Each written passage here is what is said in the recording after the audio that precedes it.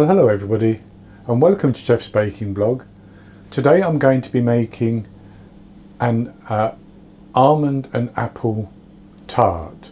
This is going to be a pastry base with a layer of apple and then an almond frangipane on top, and then a few chunks of apple sprinkled over the top of the frangipane, so that as the frangipane rises it sort of covers the apple almost. So it's actually quite a simple recipe, but it takes a while. You have to make the pastry and chill it, and then you have to blind bake it.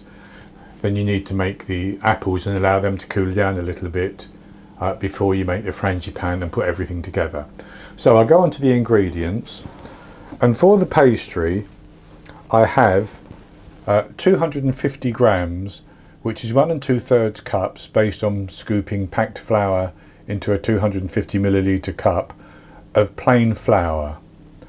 I have 100 grams, which is 3/4 of a cup of icing sugar, 125 grams, which is 1 stick plus 1 tablespoon of cold butter, which I've cut into cubes, 1 medium egg, which would be large in the USA, and 1/4 teaspoon of salt.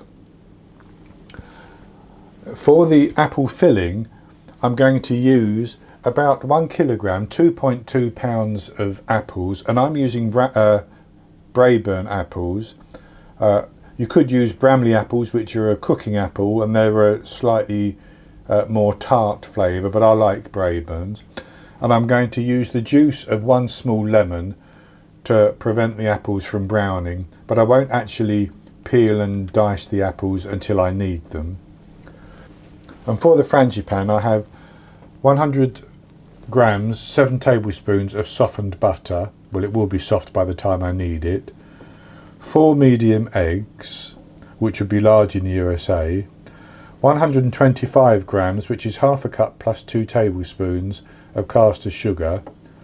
150 grams, which is 1.5 cups of ground almonds, and I have just about a teaspoon of almond extract. You could leave the almond extract out, but I think it adds a very good flavour. You could also, I should say, if you wanted to add some cinnamon in when you do the apples, you can add some cinnamon in.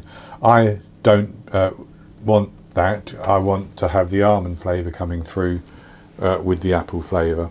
So that's all the ingredients, and the first thing we need to do is to make the pastry.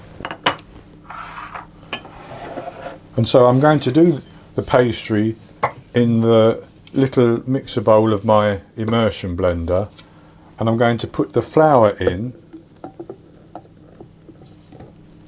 and the caster sugar, which I haven't sifted, although it's lumpy, because I'm going to blitz it in the processor, which will break it up a little bit. And I'm going to sprinkle the salt in as well at this stage, and then I'll just pulse that a few times to get those combined.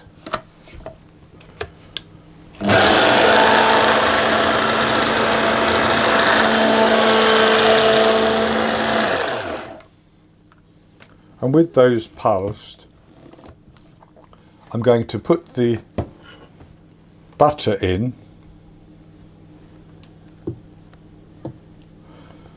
and I'm just going to, as I drop it in, I'm just going to take a fork and move it around so that it becomes coated. It just stops it from sticking to the sides so much.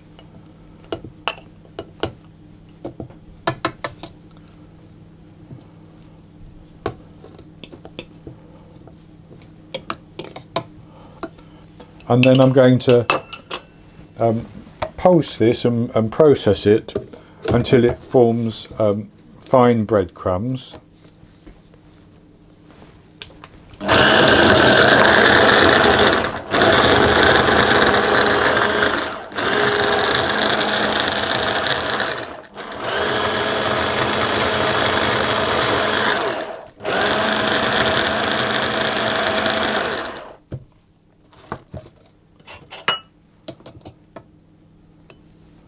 That looks quite good. It took virtually no time at all. So I'm just going to break up my egg, and then I'm going to put that in, and I'm going to pulse it again until it just begins to clump together.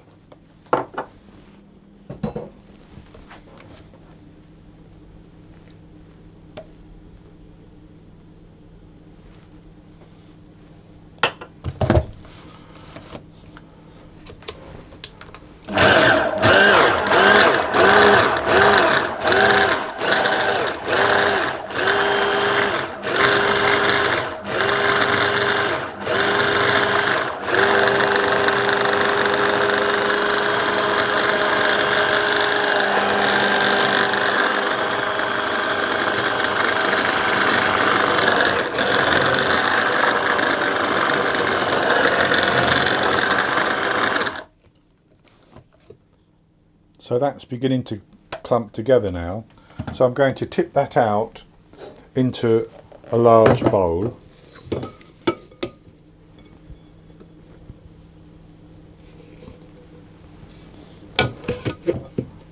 And with my hands, I'm just going to squeeze that, and you can see that it easily comes together into a dough. I'm just going to turn it over a few times to make sure that there's no dry patches or clumps of flour anywhere. And that's good enough like that. So then I'm going to put that into some plastic wrap so that I can chill it, and I'm going to chill it for 2 hours.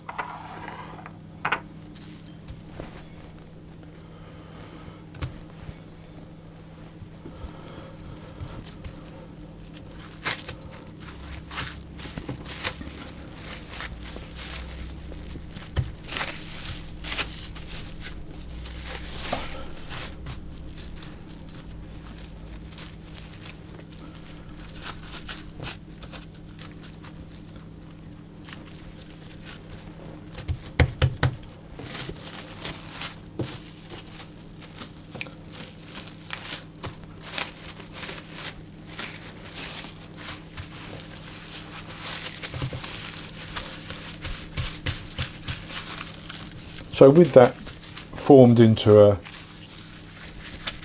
a disc and flattened a little bit, I'll put that into the fridge and I'll chill it for 2 hours, and after 2 hours I'll come back and we'll roll it out, and by that time I will have my apples peeled ready to go on to that stage as well.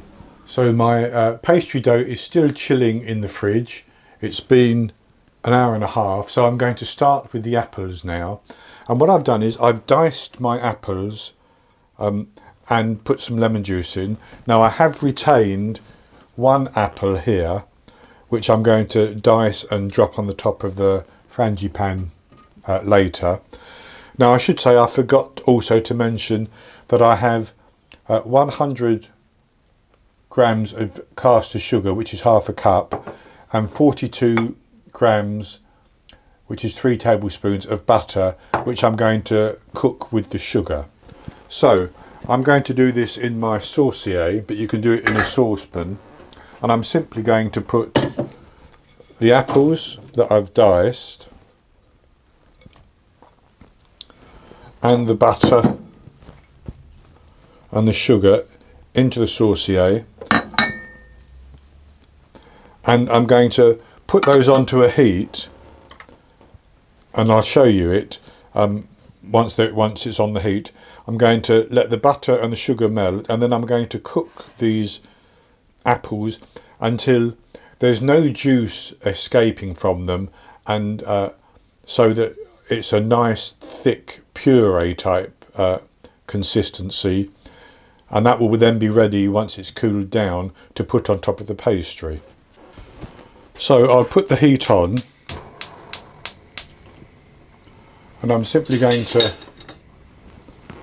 stir everything around until the butter has melted, the sugar has dissolved, and the apples have released their juice and shrunk down in size considerably. The apples are now simmering, and they've released a lot of juice already, and I'm going to keep cooking those just like that until all the juice has evaporated and the apples are very sort of soft and pulpy, and I can, if I want to, just mash them into a puree. So I cooked the apples for about 15 minutes and I caramelised them just a little bit on the bottom, some of them.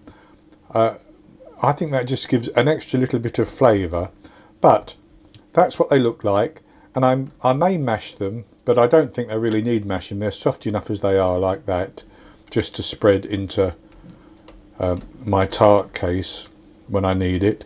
So I'm going to transfer those to a bowl and allow them to cool down while we get on to work on the pastry. I've taken the dough out of the fridge. It's been out for a couple of minutes. Maybe a few minutes longer would be better, but it's beginning to soften a little bit. And I floured my board, and I'll flour the rolling pin, and I want to roll this out large enough to fill a 9-inch 23cm tart tin which has a removable base.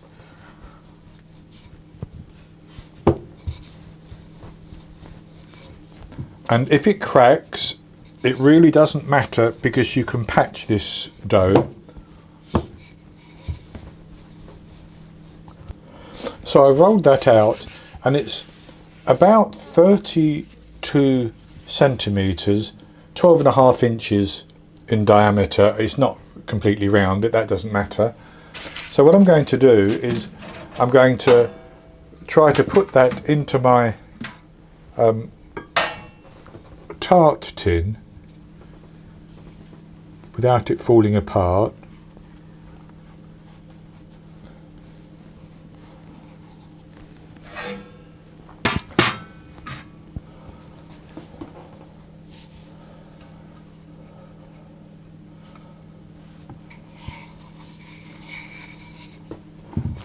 And I'm going to lift up the sides and press it down like that.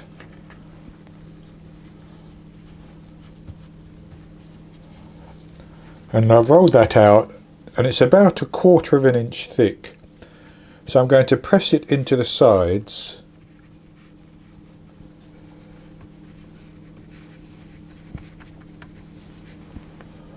All the way around.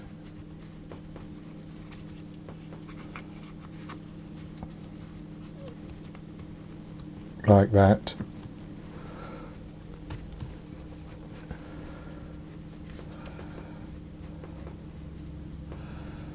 And I'm going to take off the excess, but just leave a little bit that comes above the top of the pan if I can.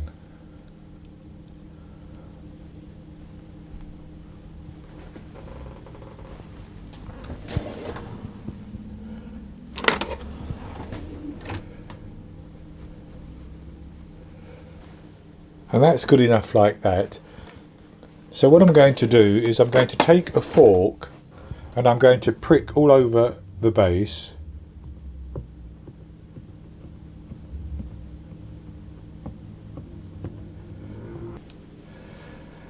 And then I'm going to put that into the fridge,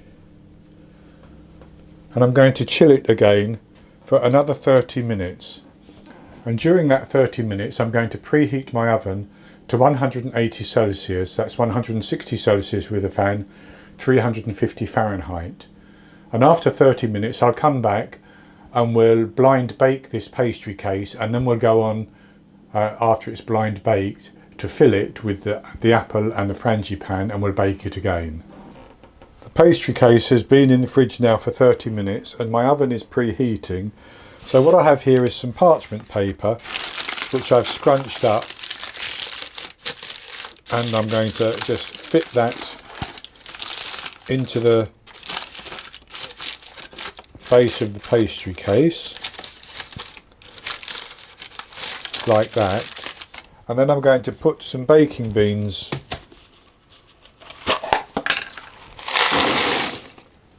in,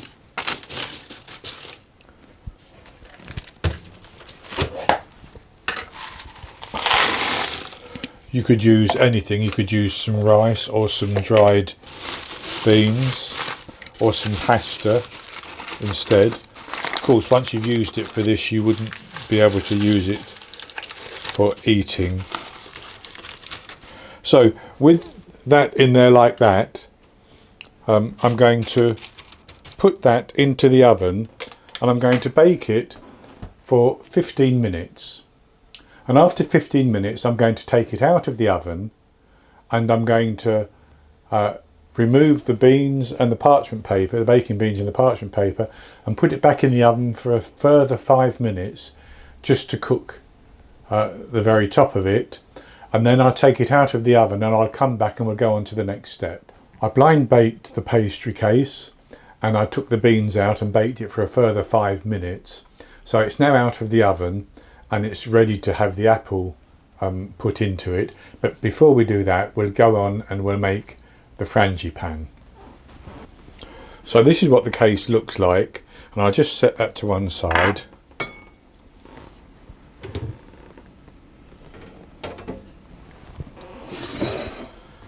And to make the Frangipane, I'm going to put my softened butter into a bowl, and I'm going to add the sugar as well, and then I'm going to beat those together until they're all nicely combined and fluffy.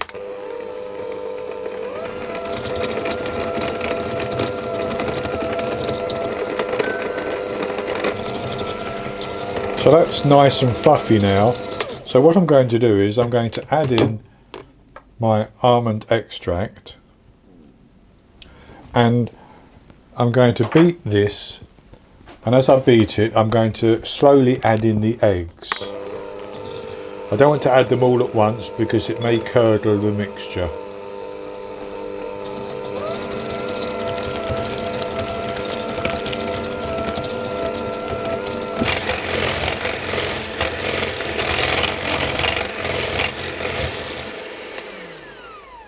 So that's all nicely mixed together. So what I'm going to do now is to fold in the ground almonds. And it looks as though they're lumpy, but they're not. That they will break up nicely. I'm just going to fold that in until it's all combined.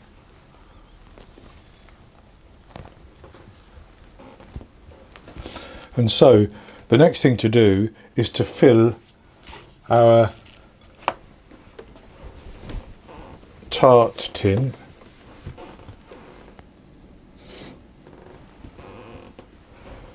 So what I'm going to do is I'm going to put some apple into the base, and I'm just going to spread that around, and as you can see I've left some chunks. They're very, very soft, but I've left some in there.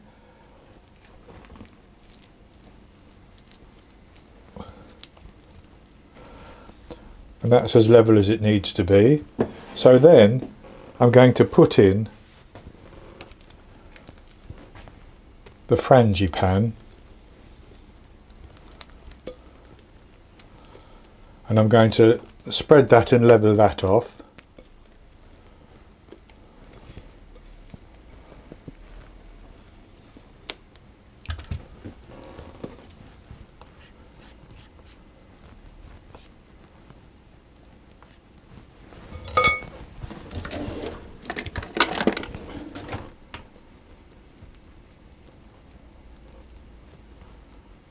And then what I'm going to do is I'm going to sprinkle over some pieces of apple, of the remainder of my apple, and I'm going to just sprinkle over as much as I think I need. And then with that, I think that's as much as I need. I'm going to put that into my oven, which is still at the 180 Celsius, 160 Celsius with a fan, 350 Fahrenheit, and I will bake it for between 50 and 55 minutes. It should rise up, and because the moisture will leach out of the apples that we put on the top, it will keep the cake moist, but it should be firm on the top after about 55 minutes. If it's not firm, if it's wobbly or anything like that, you need to leave it in for longer. If the crust begins to brown or the top begins to brown too much, simply cover it with some aluminium foil until it's baked through. So I baked the apple almond tart, or the apple Bakewell tart if you want to call it that, for 55 minutes. I took it out of the oven and I've allowed it to cool down. I've actually brushed some warmed apricot jam over the top just to give it a bit of a glaze, and this is what it looks like. And I've cut a piece out. I actually warmed up a little bit of apricot jam and brushed it over the top, but you could sprinkle some icing sugar on it if you wanted to. So I'll have a taste of it. It's nice and moist, as you would expect it to be, because of the apple inside, and the frangipane itself tends to be moist.